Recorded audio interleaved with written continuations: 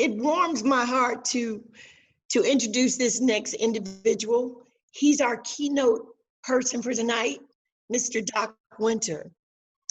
I've known Doc for about, well, I'm going to say 20. We're going to keep it at 20 years. This will keep us both young, Doc, okay? It's probably a lot more than that, but for at least 20 years. And in those 20 years, Doc has never altered. He has never changed. Doc is a man of integrity, passion, and sincerity. More than anything, his word is bond. If Doc tells you yes, he's going to do something, he does it. If he doesn't give you a yes and it's a no, trust me, it's a no. So I stand here 20 plus years later, and he's the same great man of God. I introduce you to my friend and colleague, Mr. Doc Wynter, and his special interviewer, Big Boy from Big Boy's Neighborhood. Thank you, guys. Thank you for that amazing introduction, Linda. Hello. That's true. Hey, man, when she was talking, I was like, what doc is she talking about? Exactly, right? Yeah, I was like, oh, okay, well, we got a little bit more time before we actually get on, because it's obvious that she's speaking about another doc. Yo, Doc, how you doing, brother? I'm good, Big. Orlando was throwing out that 20 number, man. And for those of us, I guess, have been doing the business north of 20 years, sometimes you got to pinch yourself like, wow, like I remember being in the audience at these conferences. Obviously at that time they weren't virtual, but I remember a brother by the name of Hank Span. I used to love like listening to Hank talk, and he always wore these like dope black suits, and sitting in the audience just thinking, man, like I would love to be like in that dude's shoes one day. So it's great to be here. I want to apologize for last year when we were supposed to be the keynote speaker. I had a medical issue with my son, and Big and I were actually headed to Atlanta, and we had to park it. So I'm glad that we were asked to do this again this year. So looking forward to dropping some jewels on y'all hopefully today. With my morning guy and one of the funniest people I know, my boy Big Boy, who graciously agreed to be my my interviewer today. Thank you, Big. I really appreciate it, man. Man, it's my pleasure, bro. And when you say graciously, I was nervous not to do it, to tell you the truth. Definitely on a Friday, I thought that you would have really found someone else to do it, but I guess everybody turned you down. Yeah. So here I am. Now, all jokes aside, man, Doc, just echoing so many people that talk about, how much of a stand-up guy you are, how well the business that you're in, how trustworthy when it comes to, when you speak. I've been in radio for 26 years, and I haven't had someone in my career, in my life, that mirrors what you do. You know what I'm saying? I mean, you're in the hallway with us. You're at the celebrations with us. You're in the trenches with us. You know what I'm saying? And your advice is very well trusted. And your so-called criticism is always great for the product, for the end result that we're looking for. Are you hard sometimes? I mean, of course you are. Everybody knows you are, Doc, but no, I mean, like they say, you're a stand-up guy, bro, and it is my pleasure to sit here with you, to interview you, bro. And I know a lot about Doc, but I cannot wait to hear the things that I don't know, and anything, bro, any career, it's hard to have so many calendars in a career. Yeah. But especially when it comes to radio, bro. I mean, we could spend our entire time, Doc, talking about people that did work in radio, So to see you still on top of your game, and to see you, every day, the things that you do for us locally and what you do across the country is, I mean, you outwork us. That's why it's so hard for us to try to mail something in when, you deliver. Yeah. So thank you for that, man. But people think, oh, we want what Big Boy have. We want what Doc have. There's a path to this thing called success, this so-called success. And what was the path, or what was the journey that Doc Wynter went through? Man, I think for me, as I look back on it now, and now having a 2-year-old son, and kind of watching to see what kind of person he's going to be like. My parents are of Jamaican descent, and you know, they migrated over here back in the day, and they always instilled a work ethic. Both of them came from like family of 7, and so even internally in our family, like you had to be doing something. You know, you'd have a cousin, you'd have an uncle, and I know you're surprised to hear this, but I actually played basketball in high school and college, and that's how I ended up going to college. All right, okay, Doc. All right, and from here on, let's keep it real.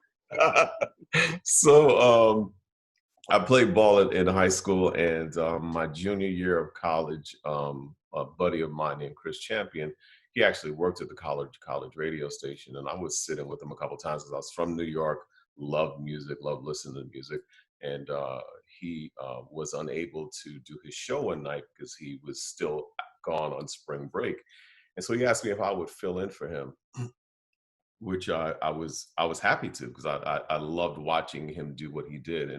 And Big, when I tell you, man, when I opened that mic up for the first time and spoke, it was the most incredible feeling that I'd ever had. And I remember finishing the break, because, you know, I wrote, you know, out what I was going to say, and I spoke over the intro of a record. And I remember closing the mic and saying, uh-oh, because all that computer science stuff that I was doing, all that, like, I knew that this was what I wanted to do, man.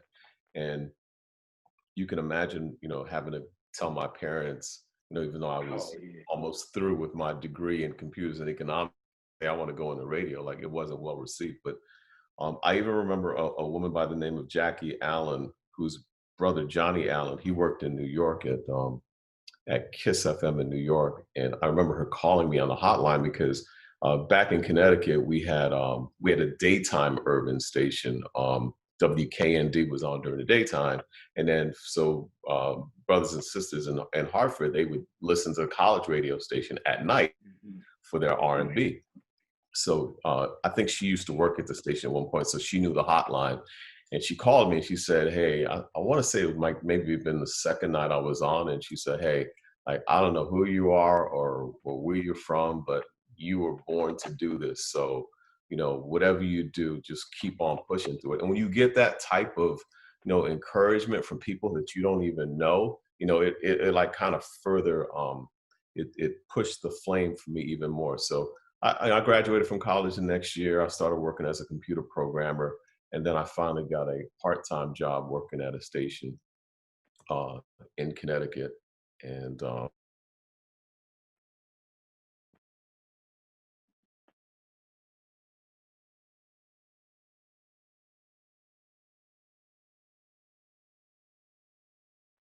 stations, like, they paid you when they wanted to pay you, and they didn't feel like paying you, they didn't want to pay you. And so I transferred over to, I was doing mornings on this urban station, and then I got an opportunity to go over to a top 40 station. You know where they put Black folks on top 40 stations? Overnights. So Yeah. I did overnights where, you know, ironically, I ended up meeting Tom Pullman, who was our boss. And so we've known each other from back then. And so, you know, he kind of opened my eyes up to the whole programming side and the idea of scheduling music. And, you know, he'd be looking at the weather report for the next day and be like, man, will this song sound right, you know, at 11 o'clock when it's probably going to be raining? And I was really amazed at the amount of detail that he applied to scheduling music. So I stayed there for about a year, but I did want to get back into urban radio. And at the time, our company had another urban in St. Louis, which many of us always looked at as the gateway to, you know, bigger markets. You'll work in St. Louis, and then, you know, maybe you'll go to New York or Chicago or something like that. So I got to St. Louis in, what was that, 1989.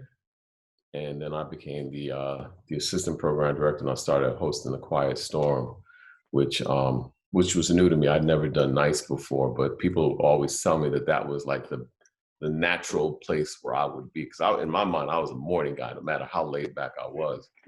But I really enjoyed doing the Quiet Storm, man. It was, and it's funny, Big, because I love going places in LA with you and seeing the bond that you have with LA listeners. And I've never told you this before, but like it reminds me of the bond that I had with my listeners in St. Louis. Like they messed with me, you know what I'm saying? And it was so crazy, the connection. And when I would go places and I would see them out and whatnot. And so I really, really enjoyed that, man. But I did want to be in management. I mean, I felt like at some point I was going to want to be a program director. I wasn't going to want to be on the air for all my life. So I think I ended up becoming the program director in '95. And my boy Chuck Atkins, who I thank him so much for the opportunity. He became the director of programming there in St. Louis, and then our company J-Corp bought the company that that owned us at that time. And about a year later, they asked me if I would want to go to Jacksonville, Florida, to be the at one of the stations there. And I was like, why am I leaving market number 18? St. Louis was 18 at the time, to go to market number 50. I had never even heard of Jacksonville, other than that they got the football franchise from St. Louis. And then peep the whole connection.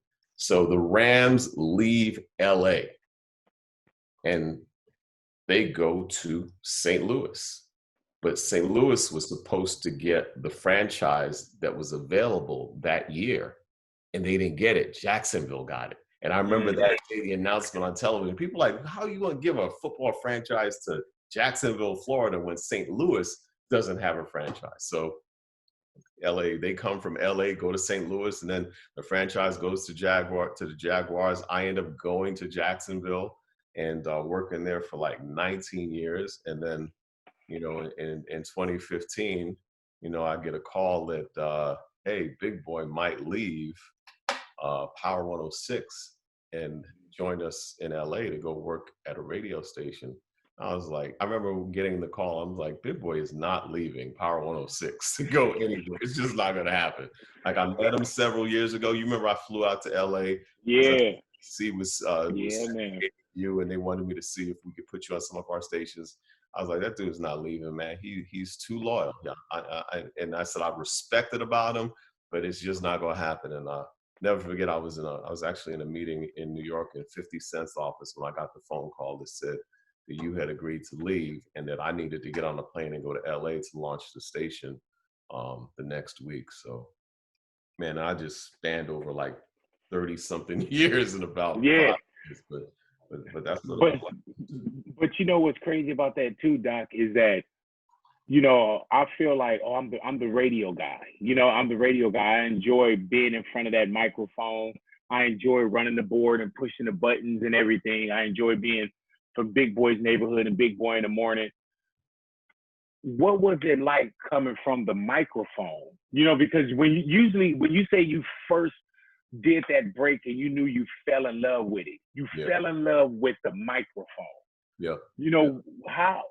How long did it take for you to go from the microphone to saying, you know what, I want to do programming? Because as long as I've been in radio, Doc, I don't want to do programming. I don't blame you.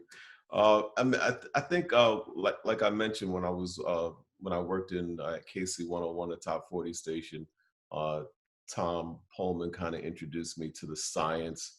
Guy that I work with at WNOU in Willimantic, he kind of introduced me to the science. I think I was on the air and I was like playing my commercials whenever the music was over, as opposed to, where the commercial break was going to be. And so when I began to realize that there was a science to this, it fascinated me. And I was always a science and math guy anyway. So, but I did love the adoration of the audiences that I worked for. I loved,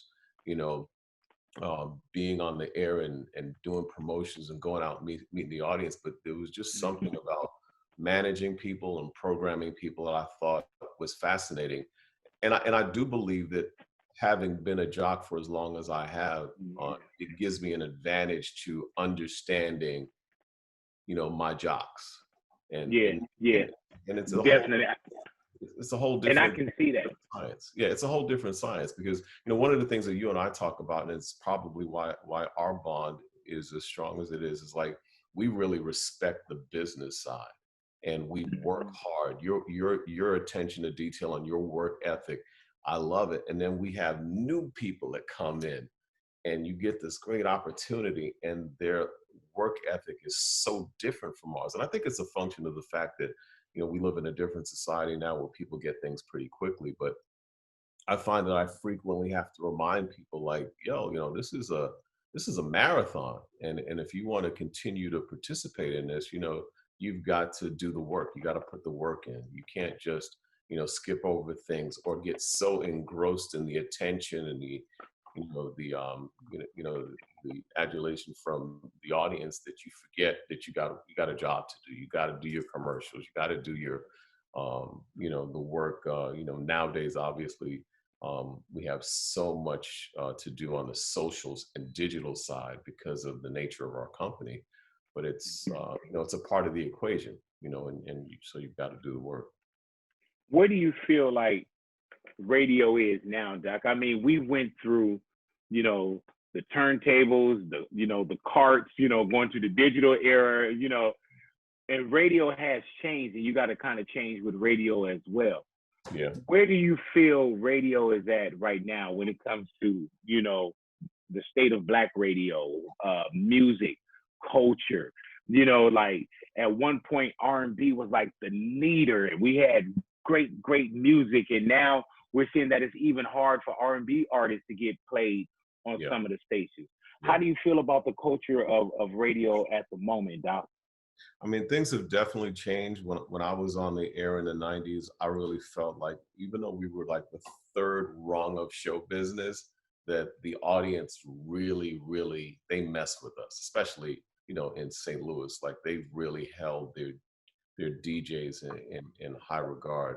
But the world's changed, and now you got 8 million channels, and you got satellite radio, and you got this in your car, and you got that. So there are a lot of distractions. So you've got to be able to cut through the clutter so that people have an appointment with you. I listen to Big Boy, or I listen to The Breakfast Club, or I listen to Kendra and Leon and Kyle.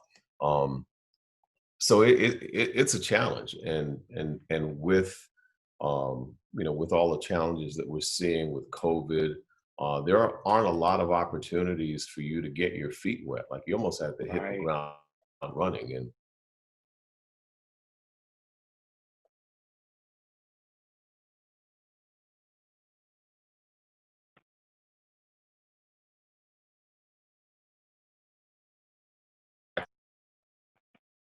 did you lose me? Yeah. You had froze up for a little bit on me. Okay. It says my internet connection is unstable. It's not good. Okay. So a guy like T-Roy, who I met as a contest winner, some people that you just hit they hit the ground, they're funny, they're entertaining. And I think there's still opportunities like that for people who just love radio, who may not just be as talented. It might be difficult for you because, where are you going to apprentice? There aren't a lot of overnight shifts available. Got a lot of voice tracking. We have iHeart Custom, AKA Premium Choice. And we're taking our better talent from different markets and using them in these areas where people typically, would get their feet wet. So from that perspective, that's a challenge. And then, just getting the share of the lives of people that, are looking for something to do on a daily basis is a challenge. Again, a lot of them will listen to us in the car on the way to work, on the way home from work. And, thank God with the advent of the iHeart app, we got people, we're places now where people can get us, whether it be through the Alexa app or any other app. But it's definitely not easy. From a music perspective, I've been around long enough to appreciate the music from the 70s, the 80s, the 90s. I got to tell you, I think the 90s music was fire. I think it was the best ever. And it's not to throw any shade on what's happening right now, because I can get down with it too. And I still love listening to music. But I think that the '90s, man, people just wrote great records, man. You know, I appreciated the fact that we still use the word love in a record in the '90s, and it's probably not a word that's used very often in music today. Unfortunately, it's just a different expression, and I get it, and I respect this audience. I respect the fact that they communicate differently. But I have two daughters, and I tell them all the time, like, when you meet people, like, enjoy the ride. You enjoy getting to know them and talking to them. Like, some of the best times with my wife was when we first met, and we would talk on the phone for hours. And I actually knew a lot about her, before we went out to dinner because we talked. And I've counseled, young ladies that work with us, even at the station, and like, you went out with that guy, you don't even know his middle name, Right, right. like, come on, like, slow down. I guess to answer your question, the world has changed, man. And I respect where we are now. I respect the challenges that we have in terms of, getting the attention of our audience. And I can only assume that it's going to continue to be even more challenging just because. Yeah. Yeah, there's definitely, we're fighting for a lot of attention. The attention span is totally different now. And like you were saying, there's so many other options when it comes to, satellite, streaming, whatever it may be. And that's why I think the DJ, the personality also has to be, just as entertaining as the music. And I don't mean entertaining by ringing bells, but you got to have a this and a that. And I do want to rewind you, Doc, where with radio, I remember when I got into radio, it was one of those things where I kind of learned on the job. I've always wanted to be around entertainment at some level. I was a bodyguard for the Far Side rap group just to be around it. I've always DJ'd. I always loved music. I've always been a personality. And when the opportunity came up from the Baker Boys, and I got an opportunity to do radio for one night for 4 hours because of a hip hop line that I had that was called What Up. And when you would call What Up, it was just a phone line, and I would talk about the clubs that were going on. But I did it in the big boy way. If I messed up, I rewind the record and have fun and so on and so forth. And I think that's what the boss guy was listening for at that time. And he told the Baker Boys, let me meet this guy. So he gave me the 4 hours. Next night, gave me the next 4 hours, and then asked me if I wanted to try nights. I wasn't a radio guy, but I was ready for any opportunity that came that was radio entertainment. I threw so many things up against the wall, Doc, that I was like, whatever sticks, that's what I'm going to try right now, And so getting into radio, I had a chance to, crash the car so many times. I had a chance to learn on the job, as I still learn on the job. There's no perfect day in radio. I make a mistake every day, Doc. Yeah. But now there's a scrutiny that comes with it. There's at one point, if I just worked for Doc will pull me into what we call an air check meeting. We have an air check meeting, whatever that may be. Now you don't just have a Doc, you have so many so-called bosses with social media. Everybody has an opinion. Everybody can get right to you in a comment. We're all as powerful and as hardcore as we say we are, but we're super sensitive now.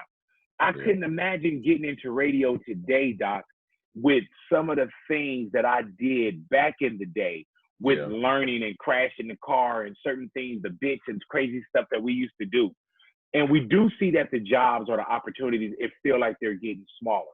So someone that wants to get in this field of radio, do you have any advice to those that are watching, listening, that's going to check in with us the next time? What do you tell them?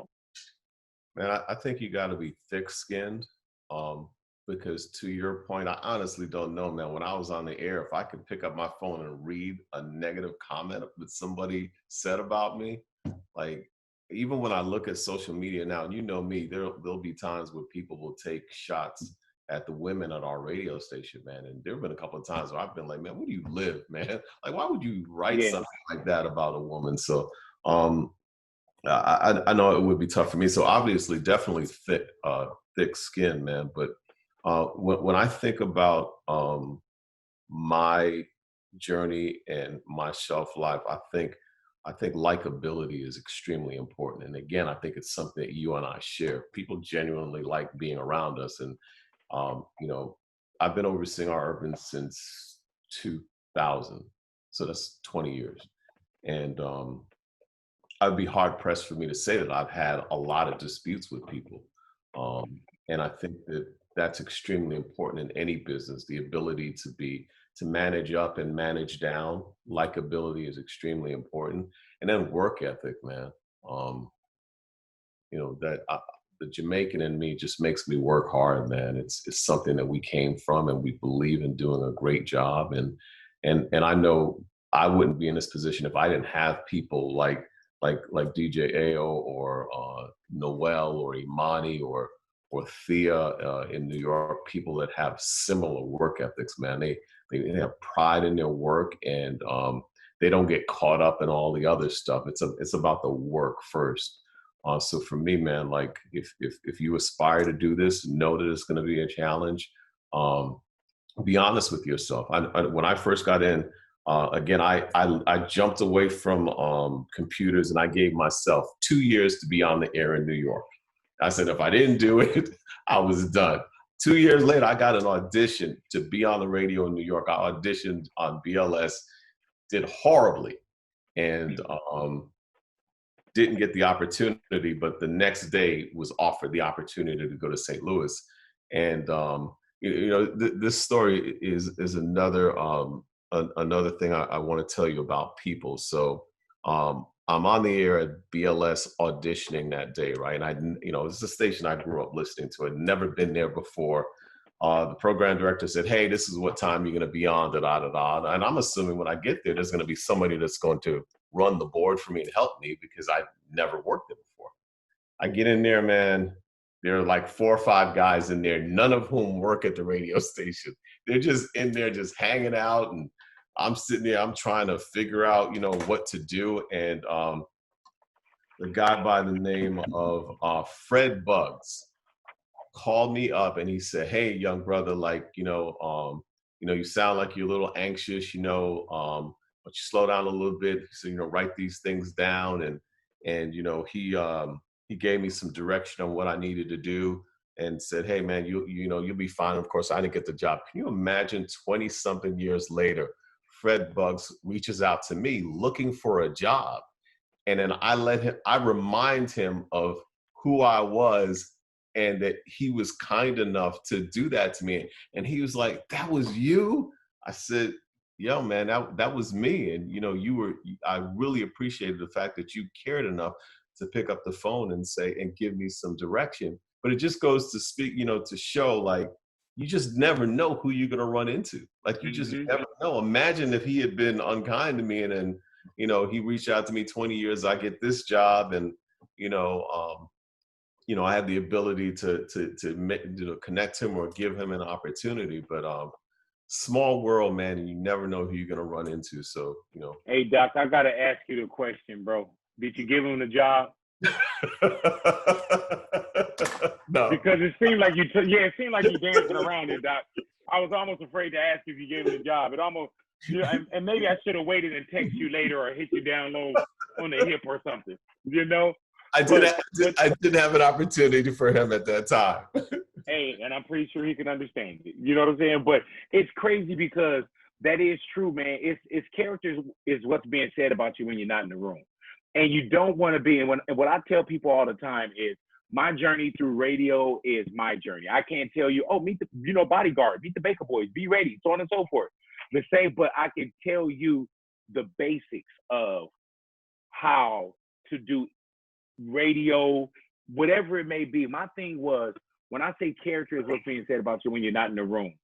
Mm-hmm. If I had been a butthole or an idiot or just crazy with the Baker Boys, they would have said, "You know what, Rick, that guy is talented, but he's more problems than profit." Yep. Or no, you don't want to work with that guy. That guy is a nutcase, or that guy, he's not dependable. Whatever it may have been, but they knew my character, and they put me into a position of, call them, see what you can do with them. Yep. And that's what I tell people all the time. If you want to get into this thing that we call radio, you got to make sure that you're square business first. You got to make sure that you're an up and up, a real person. And I know that sounds so cliche and like, oh, those are just words, but it is so real. I've never hired anyone out of all my years in radio where I said, okay, I'm putting an ad in the paper, or I'm running an ad and we're going to run this. It's always been somebody that was in the hallway, or somebody that I liked their vibe, or somebody that I just met. You know, it's always been because I can deal with the person. Even to this day with the neighborhood, I work with people that I enjoy working with. I like their personalities. I like them as people. So if I had been, it wasn't about radio, I would have been, you know, a great janitor. I would have been a great sous chef. I would have, whatever I was going to be, I was going to be so-called great at it because the values that my mom put in me and the way that I treated people. That's why I enjoy doing what I do to this day, because I understand where the blessings come from and I understand the hard work. And that's what I tell people as well, man. Everybody wants today market price value. Everybody wants what you have. And you got to put the work in. You got to put the work in. And it's not about what am I getting today? How much are you paying me per such and such? The best way to learn is to get in the hallway. Is to get in the studio. I have people around me now, Doc, that I see that are the next great champions because I'm sitting back and I'm watching them. Yeah. And some of them don't even know that you and I are watching them. Yeah. But you know that there's some people that you can just add water to and they can grow into whatever you're looking for. You know, and that's what I tell people, you know, don't just come in and think that you could do what we do. You probably can, but then there's some people that probably don't even want to be around you because your soul isn't right, you know? So, and your work ethic got to continue to work hard, everything, man. So I would say, make sure that you are the best you could be, not the best representative, because that falls off. You know what I'm saying? Don't send the person that know how to talk during the sit down interview, but be that real person, Doc. You know, like when we decided to launch Real in LA and me to come there, I wouldn't have come if I had a bad experience when I met you. And I think we met in 07, 08 when I flew out here to sit in on your show. And you were so kind to me. And so imagine me in this position, this job, I'm comfortable in Jacksonville, Florida. Like, I'm not going to move to LA if I don't feel like I could work with this person. Right. And people even ask me like, yo, you're going to go be Big Boy's boss? Like, no, we're going to go work together. And I said, I actually met him several years ago and I thought he was dope. So, you know, like when you're in my position and you're thinking and people ask you to move, and, you know, over the years, as I launched stations in New York and Miami and Houston, you know, I would spend a considerable amount of time in the marketplace. And typically, once I was done with my job, people would say, "Hey, why don't you move here and be our program director?" And I'd be like, "Nah, you know, I'm gonna go back to Jacksonville. You know, did it in New York, did it in Houston, did it in Miami. You know, I just no, I'm good. You know, but." You create a bond when you work that closely with someone when you're starting a station. So for me, when I was asked to go to LA, the first thing I thought about, like, yo, when I met him in 07 or 08, like, I thought he was really dope. So, you know, I felt comfortable enough to pick my family up and move. I didn't think that we would be as close as we've become, but you know, I felt good enough that we would be able to work together, and it would be, you know, it would be a healthy situation. So, man, I had 21 years in radio before we started to work together, and Doc, I think I've learned so much in the last 5 years from just watching you and talking to you. And you know, we talk more off of radio and on the phone than we do just, you know, when we were running through the station, you know. But being in the position that you're in, and so many people do want to get into radio, Doc, and this will cover like radio, music, everything. Like, you have to know how to tell someone no. And how do you tell someone no? Either you know, I'm calling for a job. How do you say no? My artists want to be on your show. How do you say no? I have a hot record. How do you say no? Like, what you got to keep it real. But how do you tell someone, no? Because that comes with the position. Man, it's never easy. People may want to be on your show. People might reach out to me to be on the Breakfast.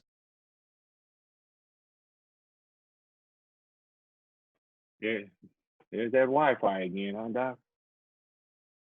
All righty. This is the time where he dropping jewels too. Hey, Doc, you were probably dropping jewels too, boy. You was like,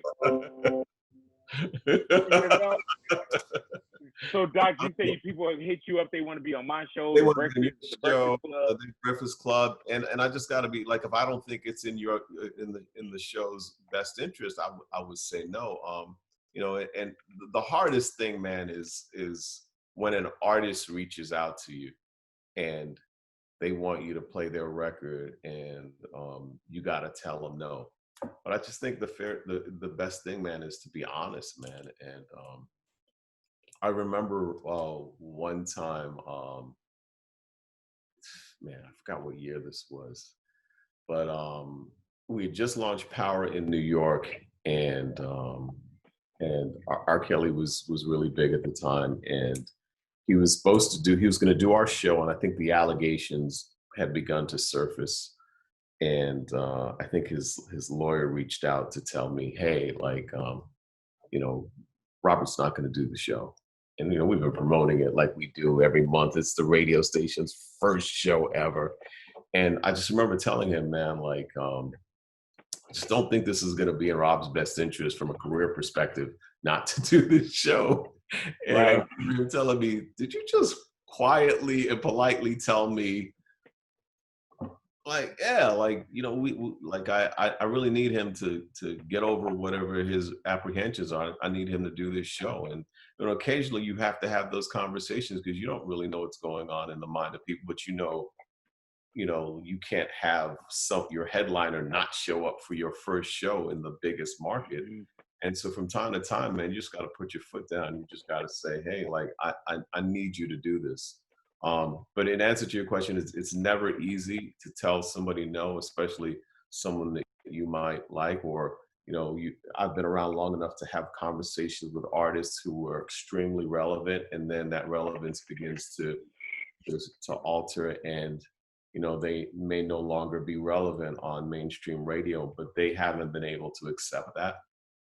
And those are tough conversations too, but, it's kind of part of the job. And I've not been punched yet, so I'm assuming. Right. Well, I see you, and I know what your discipline in martial arts is too. So hopefully they don't. Hopefully they don't punch you. You know what I'm saying? Like, that'd be a whole different thing. That, like, not get the job and not get the song played and got your ass whooped. Any advice, Doc, to, like, now everybody wanted to be on the Motown. I need to be on the Motown, the Def Jams, the this, that. And now we're seeing the independent game, Doc, that really has taken over, streams, radio, whatever it may be, because you can go directly to the consumer. What advice do you give to the up and coming, like, independent artists, managers, without the resources of the major labels? And sometimes they don't want the resource of the major labels. Yeah.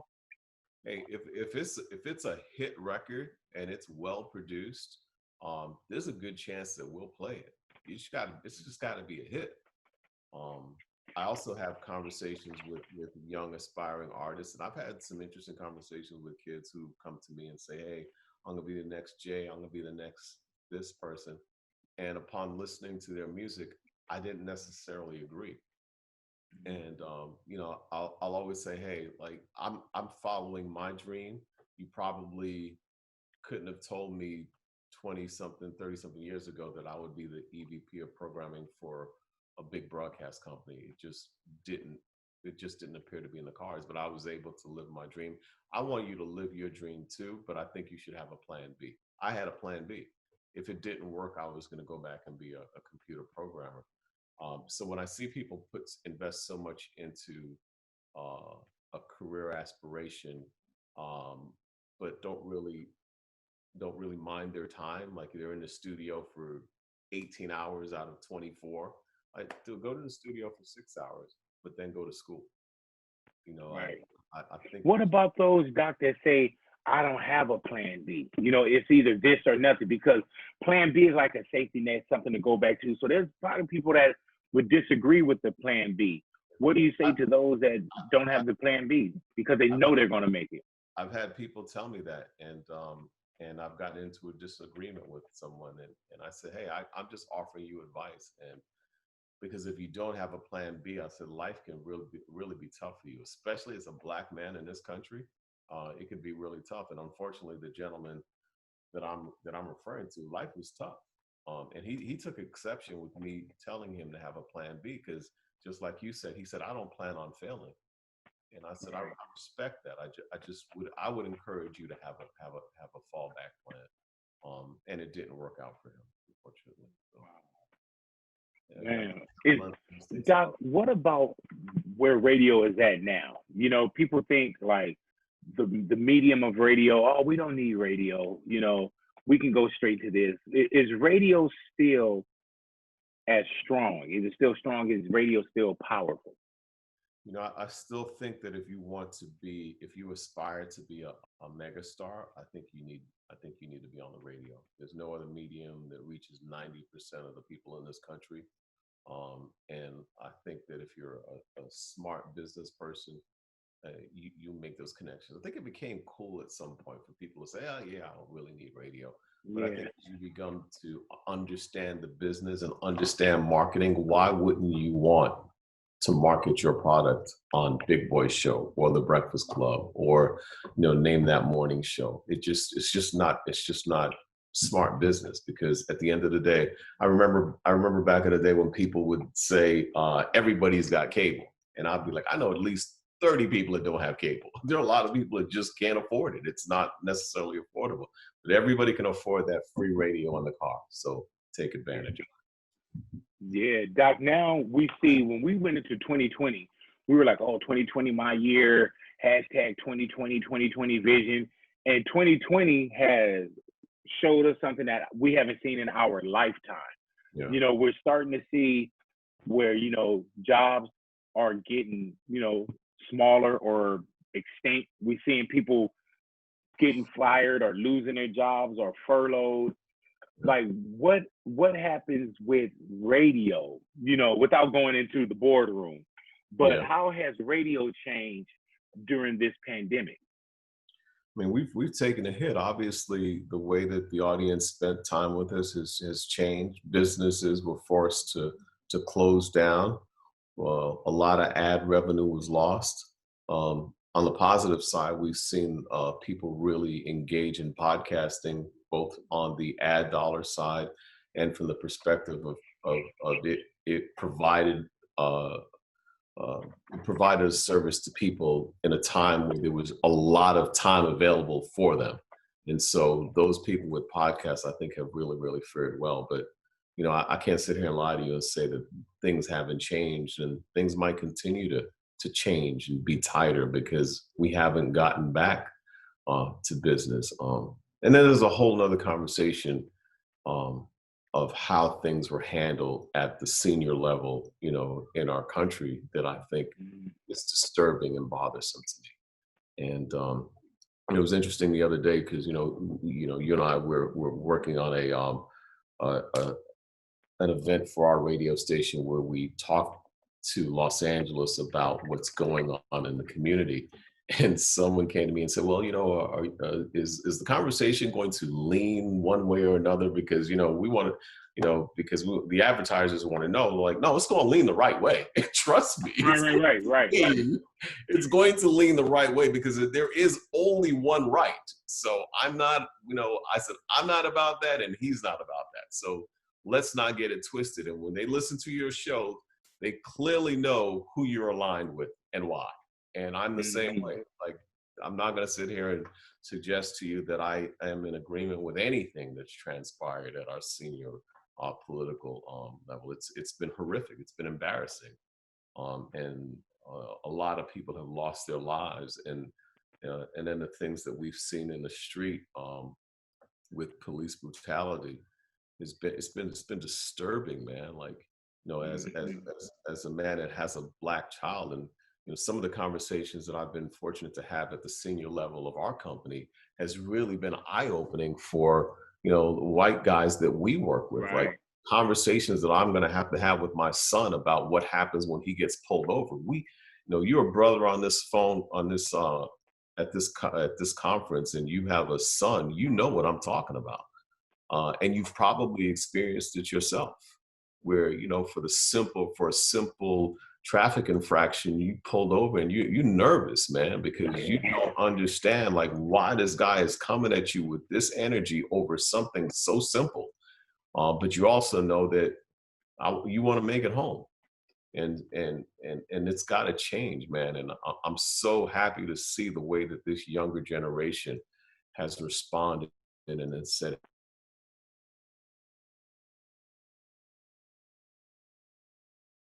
Uh-oh. We'll be right back with Doc. Doc has unstable Wi-Fi at the moment. People have lost their lives this year, man. It's not in vain, because it really has been disturbing. Hey, and Doc, and we lost probably some good one on a freeze right there, bro. I think you froze.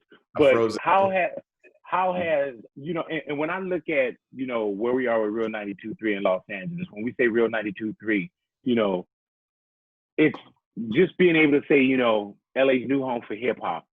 Mm-hmm. And when we say standing up, against racism and racial injustice in the Black and brown community, that means something, and the timing was perfect. It wasn't about should we, it was just like, this is it, because we are a community-based station.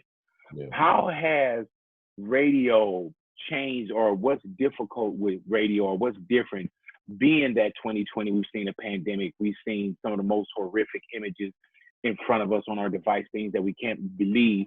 If I say 8:46, it no longer means the time like it did last year. 8:46 has a different meaning now. What have those challenges been for radio, and why is it important to also be a part of the community? I think for me as a program director, I know that people come to us for music, but I also think that there's a greater responsibility about information that we need to disseminate to our audience. And so, where in the past, I may not want to be preachy and encourage people to vote, because I feel like there's a fine line between what they come here for and what we should give them. It's important, it's imperative. And so, I've asked our jocks, our staff, like, disseminate that information, like tell people like, yo, people have lost their lives to give you the right to vote. And the fact that you don't want to take advantage of that is disappointing. People lost their lives this year. You know what I'm saying?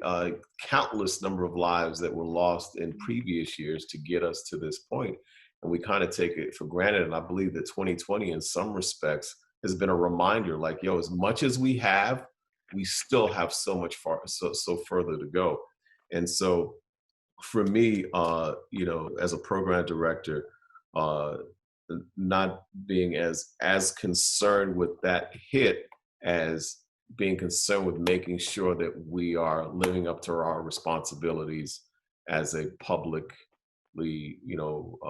entity in the community of Los Angeles, and making sure that we educate people about what's going on socially and on the radio. How do you do the enough? How do you know we got to play enough music and we got to be, socially conscious enough? How do you handle that?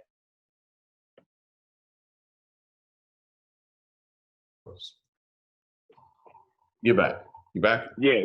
Okay. Yeah. I was saying, how do you handle the enoughs where, you're playing enough music, there's enough social content that's there? Like, what's that balance? Yeah, I just try to listen to the radio station, man. And for me, my science has always been in a quarter hour, where you probably the average amount of time that people typically listen, 10, 12 minutes, will they get a sense of what we're about as a radio station? I feel like when we crack the mic and you say, LA's new home for hip hop, standing up for racial injustice in the Black and brown community, you know what we're standing for. And then you're also going to hear a hit record. And depending on the quarter hour, you might hear us say, hey, like, yo, make sure you register to vote. Last day to register is October 19th. Mail-in voting is going to start October 5th. You know, you might hear a promo where we talk about, you know, what happened to Ahmaud Arbery or Breonna Taylor. But we want you to know that in LA, Black and brown, like, we have an issue with the way things are right now, and we want change. And we're asking you to join us and help our audience realize that we have to contribute in order to get the change that we want. When do you think, and I know that this is a broad question, and I know you missed it, but when do you think we'll have like a festival or a concert or a ticket giveaway to Disneyland or anything like that? You know, we've been without what it feels like in a long time when it comes to radio, because we give out so much and we do so much. When do you think, without getting into the programming side, but I'm pretty sure we got some ear hustlers on here as well. But when do you think we'll see a so-called norm? When we have conversations with people in the festival business and the concert business, specifically for Los Angeles and around the country, it appears that people are pushing things back to next summer with the hope that there'll be a vaccine that people are comfortable with ingesting, and if not later on that year. But, you know, then you look at, you know, I heard you talking this morning about people going to a football game, and then one person got through that had the festival. Like, I don't understand why it's so important to have people at a game right now. You know, but, you know, and I think you'll probably see people continue to make those mistakes. I love the fact that our company has decided not to be a part of that. You know, our festival is tonight, but it's a virtual festival. And it feels good too. We got everybody. Hello, you know. We got great people, and we recorded the performances, and you had to take a test before you went into that iHeart theater, and I went a couple times. I had to take a couple tests, and I think it's prudent that we do that. It's prudent that we protect our staff, and, you know, our building gets cleaned a couple times a day now, so that we make sure that, you know, you're healthy, and that Cruz is healthy, and the night show is healthy, and you know, it's really important that, of course, we tell our staff, like, what you do outside of the radio station is important, so that people don't get sick. So, hey, Doc, you as a person, man, people look at Doc and say, "Oh man, Doc, he's motivated. That guy is fearless." You as a person, is there something that you worry about, or is there a biggest fear for Doc? My kids, man. My kids in this world, especially my girls. I have two daughters, Taylor, who just graduated from Spelman, and Sydney, who's a junior at NYU. I'm terrified for them, man. And from the perspective, I want them to be happy. I want them to see and know love. And I know that the more educated they are, that becomes a bigger challenge, finding someone that's suitable for them and that's compatible with them. And this world, man. I've been watching so much TV over the pandemic, man. I found myself locked in the Dateline, man. And I'm just like, oh my God. Amen. Between watching Dateline and First 48, I'm shook. God, I'm just shook, and I'm constantly like, yo, like, take your time, slow down, get to know him. Man. His fingerprints, his DNA. Hey, Doc, either personally, let's not say personally. Mm-hmm. Most memorable moment. You've been in radio for decades. Is there a most memorable moment? And you can put me out of it. You don't have to say, "Oh, big, you know, coming to LA and working with you." We know that's a given. You know what I'm saying? Yeah. But is there a most memorable moment for Doc? I think there are a few. You know, I think I mentioned earlier when I told my parents that I was leaving computers to be in radio, that they thought I had lost my mind. Mm-hmm. And so I think the first time my mother and father came to my Quiet Storm live 5-year anniversary in St. Louis, and they were able to see, the audience that I had, and sit in the audience. They were, they were taken aback. And then when I got this job, and my parents came to my home, and saw, that, those things that I was talking about trying to do, that I had actually, managed to accomplish them. That and the birth of my 3 kids. Yeah. Hey, Doc, I know your parents are like, man, I can't believe it. You got kids off for one job. One job. But you would have, we got 2-3 jobs. You know what I'm saying? Like, let me tell you how Jamaican people get down, right? So I told you my mother and father come from, one of 7, and one of my father's brothers is actually a professor, like brilliant man, right? And so I'm telling him, this is straight Jamaican. I'm telling him, that I've transitioned from computers to go into radio, and I've begun working in radio. And he just kind of sits there and he's looking at me. And as he leaves, he says, "Hey, can you be ready tomorrow morning at about 7 o'clock?" And I was like, "All right, cool." I thought he just wanted me to go hang with him and ride in the car. My man took me to Nassau Community College to enter into a graduate program the next morning. No conversation, no. And I'm outside. He pulls up in front of the college. I'm like, "Uncle Clive, I'm not doing this. I've actually have a job and a career. I got to." And he's looking at me like, no, man, like you're gonna do this, and like, no, I think I'm gonna make it. Hey, Doc, how old were you at that time? Man, I was like 28. Okay, 28 at that time. Yeah. And you say, I'm not going back there. So almost that's like not having a plan B, but you did have the plan B because you said I can cut back. You know what I'm saying? I had my degree, yeah, so I could go back, and I was, man, every place. I actually worked as a member in Hartford.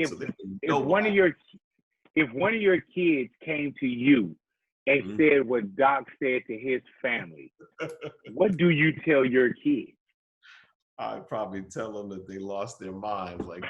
And then they say, "But it worked for you." It worked for you, right? Yeah, man. And again, and so when I give people that advice, as I'm telling them, like, I'm like, man, well, you did the same thing. But again, I had a plan B. I mean, and over time, that plan became less and less possible if I wanted to go back, because of course, your skill set changed over time as it pertained to computers. So I really was looking at a window of like 2 to 3 years to say, hey, you're gonna make this happen, or you're gonna go, man. And that radio life was tough, man. I remember I was a computer programmer, and then I would go work at this radio station in Willimantic, Connecticut. Now I remember I was doing nights. I came out at 6 o'clock. So I remember I stopped by McDonald's after I got off of work. I went to the radio station.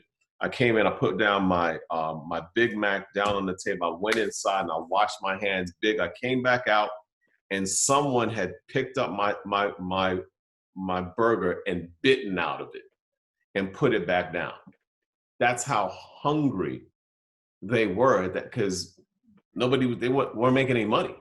And I was like, wow. And nobody, of course, I didn't even bother to say, hey, who did this? Because you could just see like, yo, people weren't eating. And I was walking in with a suit on, coming from work, and I was like, wow, like, man, I don't want to be that person, but I really am driven by this. So, and thank you. Hey, Doc, what do you think the future of radio is now? I think it'll definitely be different from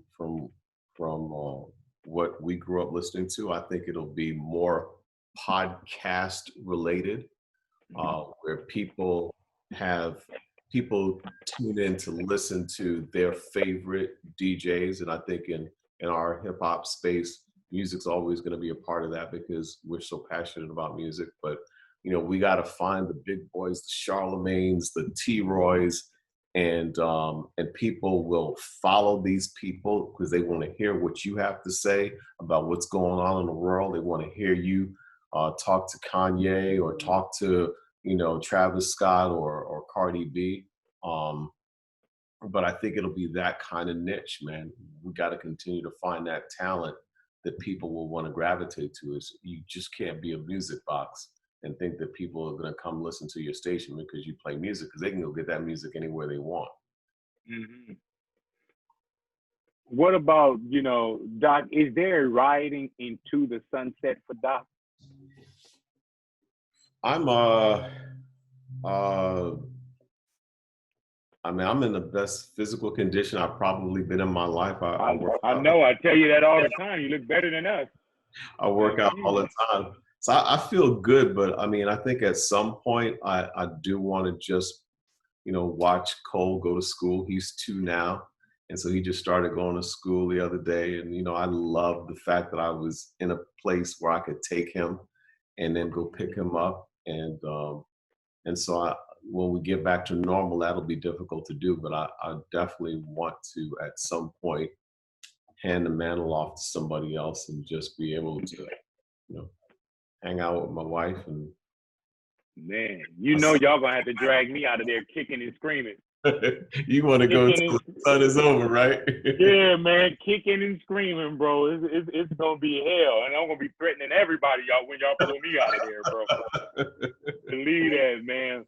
But Doc, let me tell you, bro, like for real, bro, it's always great to talk to you. I've learned so much from you. I can't wait. I mean, this journey that we're on together, man, I'll continue to learn from you. Any advice that you have given me, any criticism is always for the best, for longevity. No matter what I have behind me in the rearview mirror, you are really helping me with what's in the windshield, what I'm looking forward to. And I thank you for that, man. And I'm pretty sure that there's so many people across the country and as people go throughout the world that echo the same thing, bro. You have been so instrumental in so many people's lives, not just careers, not radio, many people's lives, man. We had a button in front of us that we could push a button and delete Doc Wynter. There would be so many people affected by that. Yeah. So I thank you, bro. And I know we got so many years working together. And really, man, just thank you for your time today. And it was my pleasure and an honor to have this time and these moments with you today, bro. Hey, man, big thank you taking the time out of your schedule today, man. I really appreciate you doing this, and appreciate everybody continue to learn and taking all this great information. I would be remiss if I didn't say, along the way, I've had some great people that I've worked with that have unfortunately we've lost too early, like Chris Kelly and my man KJ Holiday and DJ Law. I love you guys and miss you guys, and I hope to see you at some point in heaven. So not soon, but at some point. Right. Yeah, way down the road. Yeah, way. We got so much to do, man. God willing, bro. So thank you, man. And thank you guys for also, joining us, and thank you for hanging out with us today. And we definitely appreciate it. All righty. Have a good time. Good night. All righty now. And I think these are the times, Doc, when we don't know exactly how to wrap up or what's coming up next. So we'll sit here and be like, man, all right, man. Who's the guy that does the voiceover for First 48, man? What kind of text is he getting, I heard that, get in trouble right now because they think the mic is off and you say some crazy shit. Yeah, this is when hey, man, hey, Doc, what we forgot to get to? And if you want to do the whole Black for Trump thing, your agenda for Black for Trump? No. You don't want to do your Black for Trump thing? Oh, okay, all right. We'll do that on a different one.